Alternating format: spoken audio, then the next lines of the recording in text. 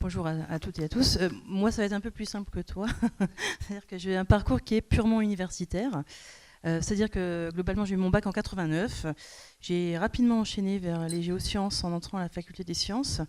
Pourquoi j'ai choisi géosciences? Parce que du côté biologie, j'avais un professeur qui était le spécialiste mondial de la grève du Mirabellier, mais que ça ne m'a pas forcément botté. Donc je suis partie plutôt sur les géosciences parce qu'on avait effectivement des gens qui revenaient d'Afrique avec des histoires pas possibles à nous raconter, des voyages, etc.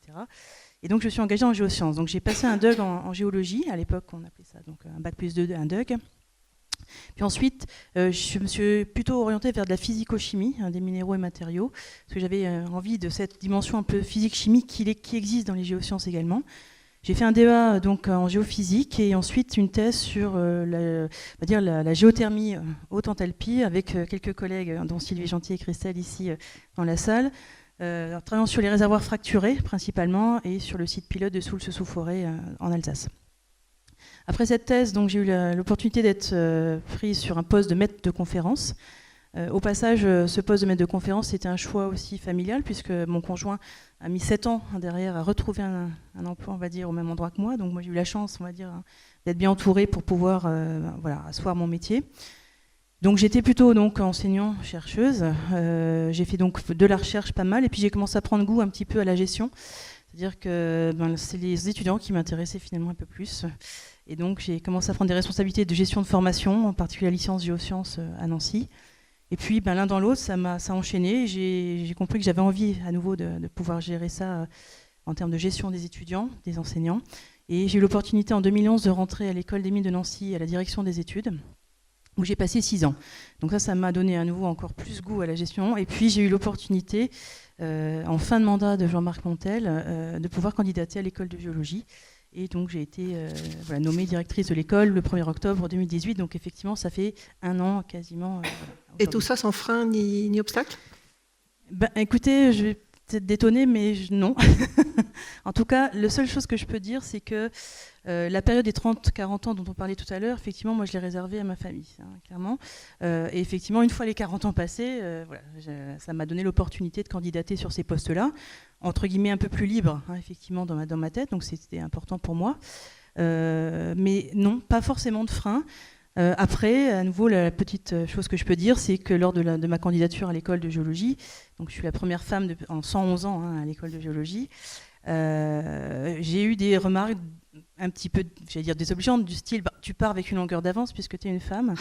Et j'avoue que c'est un peu perturbant parce que j'ai travaillé sérieusement mon dossier, vraiment de façon importante, et on n'était pas à compétences égales, en fait. Et oui, ça faisait 111 ans qu'il y en a qui partaient avec une longueur d'avance, mais le fait qu'on rétablisse un équilibre... Mais c'était pas bloquant, c'est-à-dire que je ne me suis pas sentie gênée par ça. Je me suis dit, tant pis, c'est comme ça. Et donc, je n'ai pas eu forcément de frein réellement. Voilà.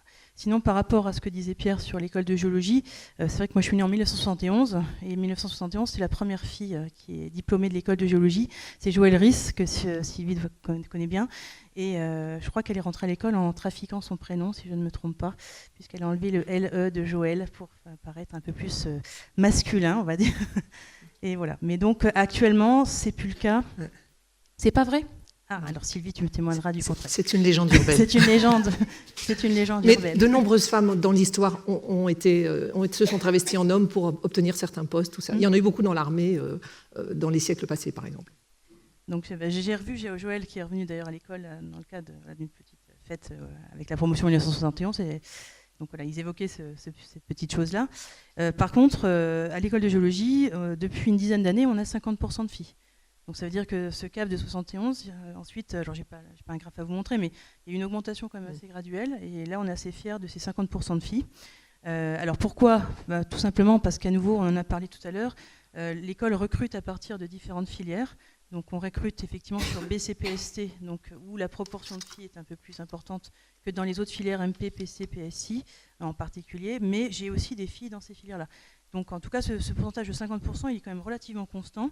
Et on n'a plus de discrimination en termes de poste ou de débouchés derrière. Et on a des filles qui partent faire de l'exploration en Guyane, on a des filles qui partent un peu partout dans le monde, on a des filles qui sont très geeks et qui restent devant un ordinateur pour faire de la simulation. Donc c'est pas un problème.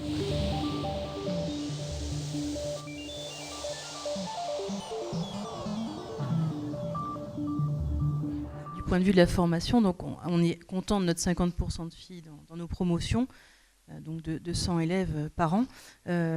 Par contre, je pense qu'il est important pour moi, le côté femmes-hommes en géosciences, c'est de réexpliquer ce qu'on fait. C'est quoi notre métier, finalement? Parce que quand on va en collège, quand on va en primaire, et on essaye de plus en plus d'aller vers ces populations plus jeunes, le géologue, c'est encore le gros barbu avec sa chemise à carreaux et qui casse du caillou toute la journée. Sans plaisanter, je pense que autant l'école de géologie est prestigieuse, historique, etc., il faut réexpliquer ce qu'on fait.